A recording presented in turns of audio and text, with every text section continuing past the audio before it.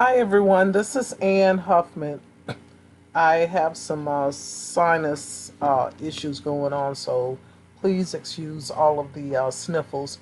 In this tutorial, I want to show you how you can change a line art image to a layered project if that's what you're trying to do. In my group, this is one of the class assignments I gave, and I laughed to myself before I chose this object because I knew it was going to give some people heartache and heartburn.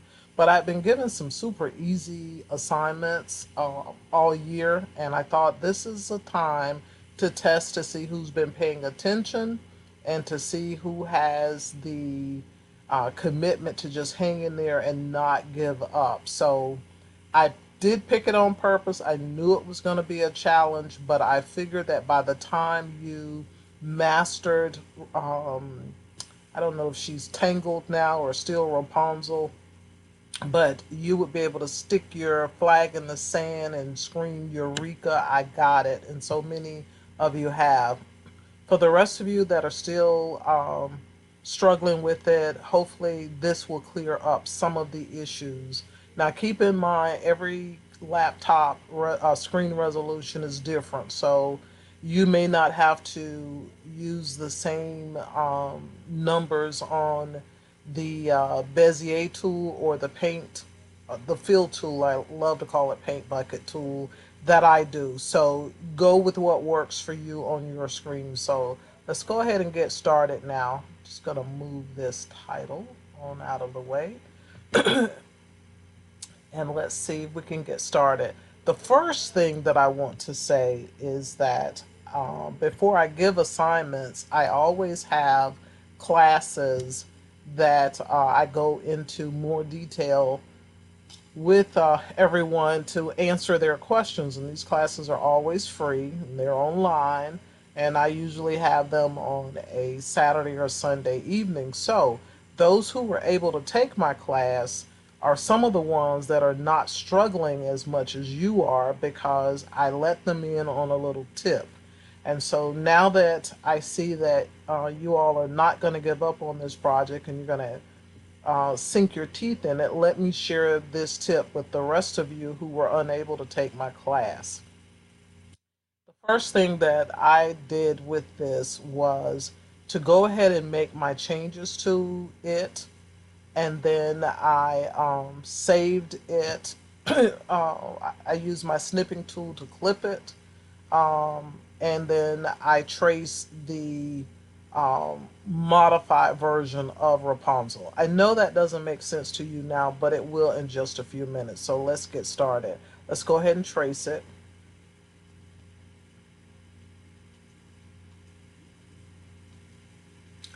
And of course, we know it defaults at 45. So I'm just going to keep increasing it until I can see that the lines are getting darker.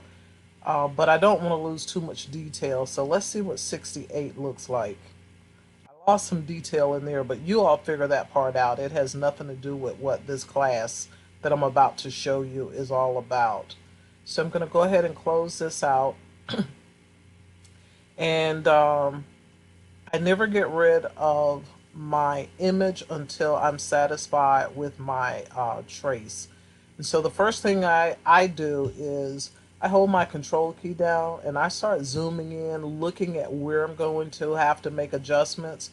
This is one area because there's an open gap. That's an area. That's one over here, over here. If I want that bodice to be a different color, which I do, I need to close that gap. I need to close this gap. I need to close this one. And I'm going to need to close that one on her hair, that one there. Close this here and right here, here, here, and bring that one over there. And close here and here. And I think I might have mentioned this one already. Close this gap here. Um, I will put a Bezier line here but probably use my eraser tool to get rid of this part here. So I've identified sort of what's going on. I know that if I don't close it in here, her face is going to be the same color as the hair. I need to close it there. I need to close up her neck. And I need to close this part of her eye so it'll be white. And I'll close to here so that it will take some color. And so once you close all of that in, you're going to have much more success when you do step two in converting to an SVG, which is to break it all into pieces so that you can layer it. And so I've identified where I want to go with it. So I'm just going to slide her over out of my way.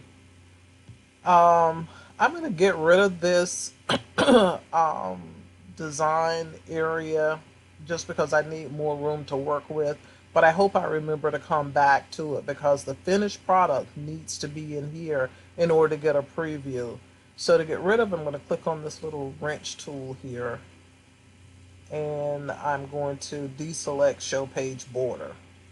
Hopefully I remember to come back to it. So now I've identified what I need to do. So let me get started. I'm going to start at the top and work my way down. So I'm holding that control key down and making it larger. So for my old eyes, I'll be able to see it better. So I'll start with this. And remember I said whenever you click on a tool over here, you have the options to tweak it here on this status bar.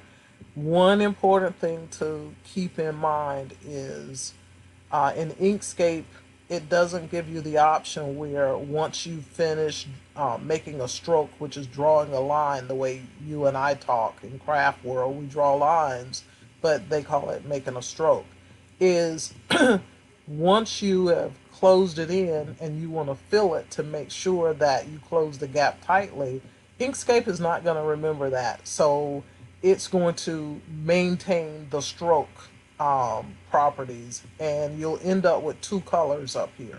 So you're going to have to decide what you want to do. You can keep flipping back and forth, closing the stroke off, and to do that, you can click on the properties box over here, and under stroke, you would click it and click an X that you don't want anything to show or fulfill, vice versa, or down here in this bottom left hand corner under fill or stroke, right click in the bottom, remove it. That's if you're trying to do go from stroke to fill, stroke to fill. It may be uh, easier on you if you do all your stroke lines first and then do fill so that you only have to turn stroke off one time. That's your personal choice on it. But that's what's going on when you see both colors. So I'm just going to go from here to this black line. I double click. Of course, my line is very faint. You can barely see it. And I don't like the snapping guide. You all might, but I don't. So I go over here. It's already enabled. I'm going to disable it so I can move things the way I want to. So with it highlighted now, I need to go to the style, the line style. And sometimes it may say MM in here. Just click this drop down. Pixels or points is what I use. Um, and it's defaulted at 1. And so I'm just going to keep clicking this. I can click it and hold it until it gets as thick as I want, but so that it still looks like the rest of the lines that's closer to it. With it highlighted, I'm going to go to path, excuse me, stroke to path. I've just made it an object because the next step is to click on the select tool, and with that new stroke that's now path highlighted, hold your shift key down and just click on your image to get this outer bounding box. And with both of them selected, do path union. Now that's closed in permanently. You can do more than one if your memory hopefully is a whole lot better than mine to remember where all your lines are, because yes, you can do them like that. I think that let's see here. Uh, Maybe if I do red, red will remind me. Okay. Of which ones I need to do. Let's go ahead and close here. Go back to style. It wants to stay there at that default. And looks like I'm going to have to go back to the one for the color. Let's see. And I'm going to also draw a line here. Wasn't the best line, but of course, I'm just showing you the technique. When you work on your project, of course, you're gonna make your line up a whole lot better than what mine has. And let's paint it. And I'm just gonna click on the select so I can click on it again to get the rotate. And I'm just gonna slightly rotate it. So I've got two there, or I need to do the neck. And I suggest, unless your eyes are really good, uh, to just zoom into those areas so that you can really see what you're doing. I forgot to double click. Looks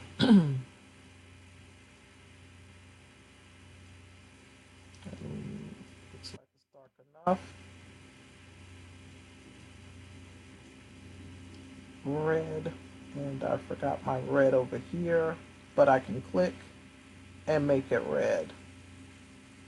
Um, and let me just stop with these, only because, and I need to do one more there. So I'll do one more there because all it takes for me is for my grandchildren or someone to come into the room and distract me. And then I've forgotten all about where all my lines are. So thicken it up. Probably is too thick.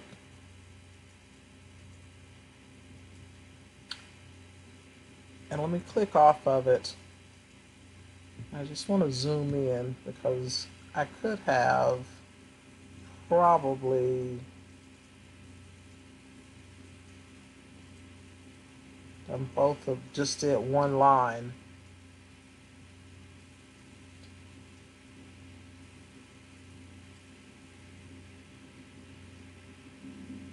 I'm just using these little directional arrows here. If you click on it twice, you get the rotation option. So let's see. Let me go back down here. So what I really want to do now is to click on every, I'm clicking one, holding the shift key down, clicking on, and see there. I should have zoomed in. I thought I had it, and I did not. Let's see. Did I skip anything else? Okay, no, it looks okay. So I'm holding one, clicking one, holding the shift key down, and I'm selecting all of the other ones because you can do them at one time. And I'll go to path, stroke to path.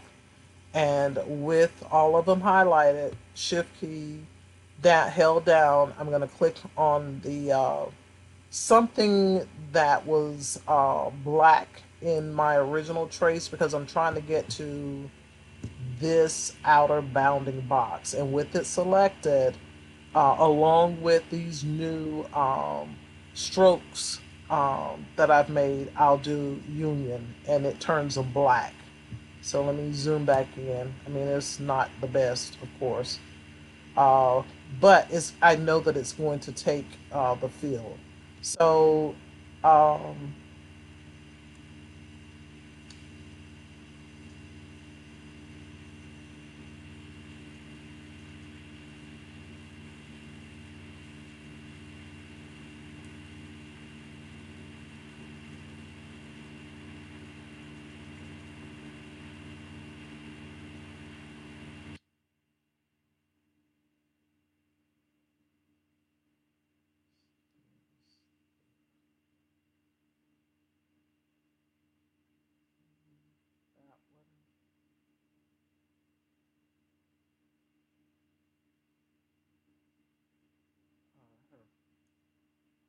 there.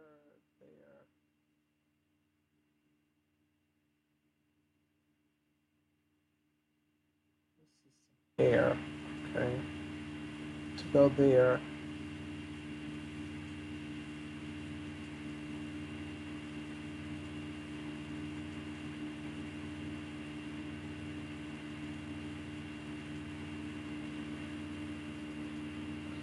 And God help me, I have not changed anything, any colors, nor thickened it, any of them up. But I just want to get, I don't want the uh, video to get too long, so I can show you what I meant earlier. So I think these are the only ones that I did. So I'll go back to path, stroke to path. So let shift key back down, try to find something, give me this outer bounding box, path, union. So those are all connected.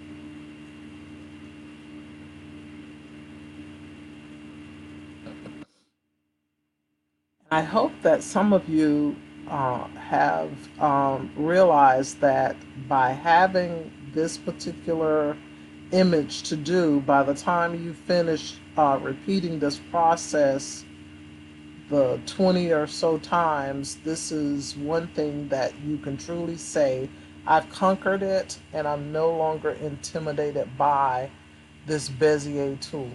So now I've done a lot more, and I have to try now to remember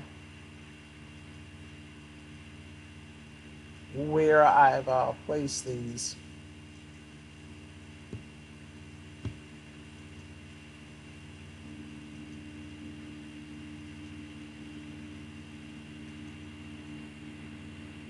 I can tell I don't have that one touching. So I'm just going to go ahead. I'll come back to it, stroke to path. Uh, what happened there was I accidentally clicked the bounding box. So here we go again. Well, let me fix this one because I can zoom in and look at it and tell that it did not touch this other area. This one, I don't know if this is my mark or not. Yes. And I went too far. So I admit that my eyes are not the best. So let me try and select all over again here.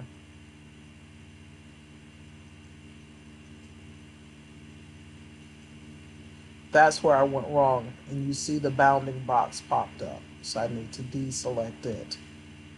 Um, that's one. There. Okay. And so now I'll go back and say path, stroke to path. And now I want to get that outer bounding box so I can do path union. And they're all in there together.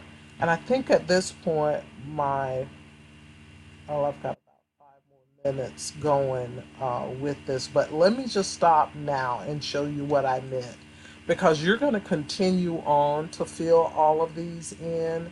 And let's just go back and, well, I know that they're going to take the the fill. Let me just click one and here, and my settings up here are way too high. The first thing that you should do when you click on the paint bucket is just click this little reset button here. So you go back to what Inkscape has as a default. Again, be careful with this. Sometimes, for some crazy reason, it just pops on the very first one. I use pixels or points, but the grow shrink is how close to the edges of the black line do you want that fill to take place. The threshold is how far around that curve do you want it to go. But I knew that it was going to take it, as you can tell where I filled it in at. Wherever I click, it's going to take it. Where before it would have colored her, I clicked off of it. I clicked the line is what I did. I so what's happening now is I still have some gaps somewhere in my rush to do it. So I must have a thin line going on somewhere here. It's her body. Yeah, I've got something open that's connected around here, and I'm thinking that this is too thin over here. So that's what's happening. But let me stop because what I'm really trying to show you as a tip. Um, let's see, I left something off here. I don't even remember where that was. That's why it's not good to try to do them all at one time unless you're going to stop and color them each time so you know that you've selected them. So let's just kind of go back here a minute. This was the original one, and as you can see, there's a lot of broken gaps, which it should be because it's line art. Um, so this was the original one that here image. This is the one that I traced. And so the tip is close all of these things in first, and then when you're done, go to your snipping tool. I don't know where there's mine. Go to your snipping tool and highlight what you traced and filled in. And when you do that, you just want to make a copy of it. I click a couple of times. That's just a quirky Ann Huffman thing. And I'm going to push her down to the bottom so all of these don't get me too confused. Now you want to paste in what you just fixed.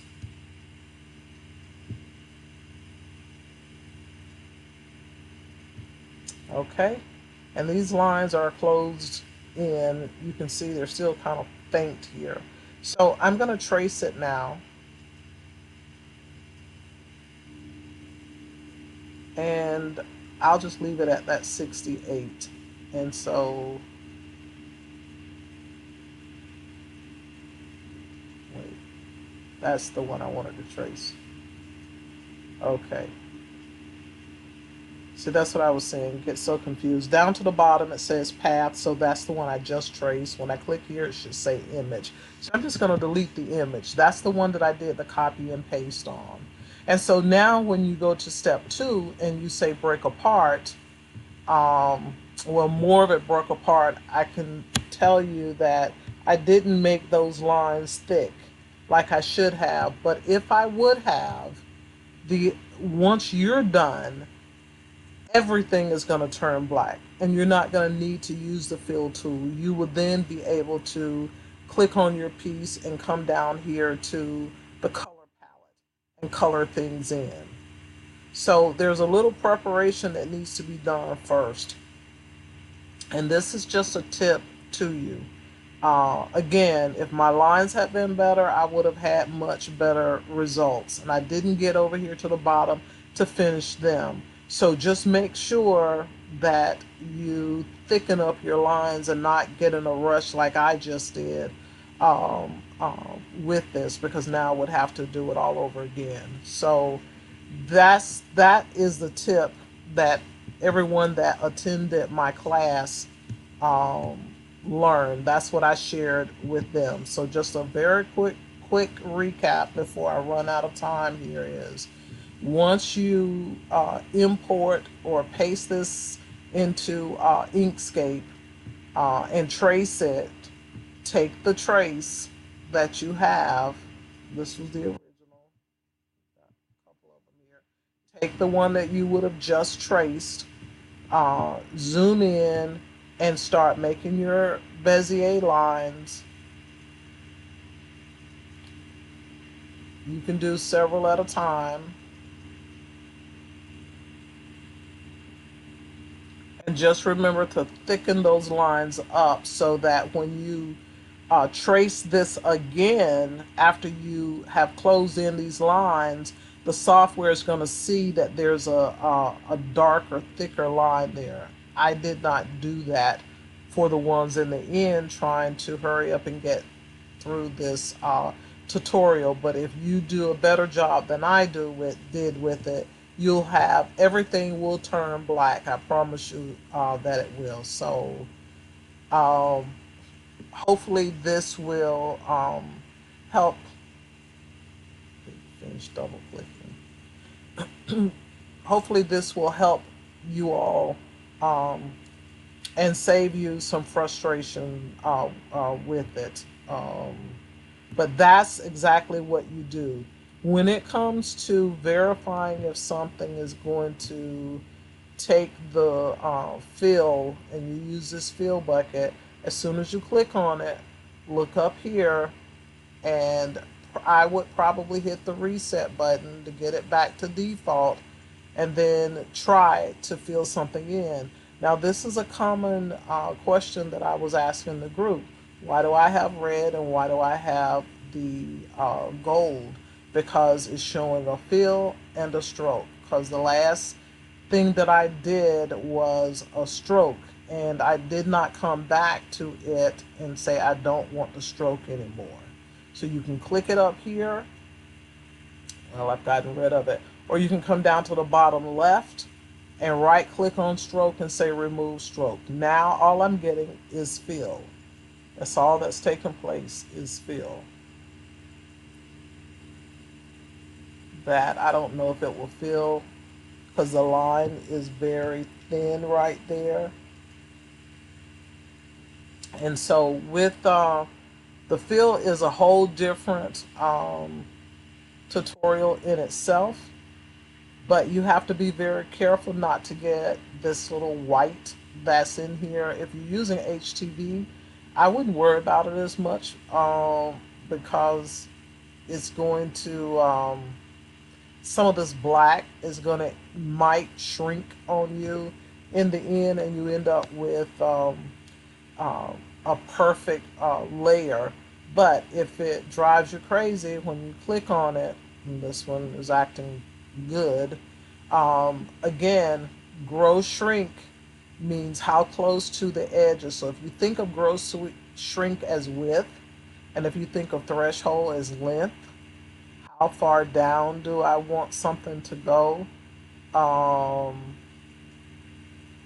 This one didn't fill it all the way. So I've told it that I wanted it to go I set it at 15 to come down this far, but my grow shrink to my edges is still sitting at 0. So I'm going to undo this and increase the grow shrink, maybe start at 20 and see 20 work perfect.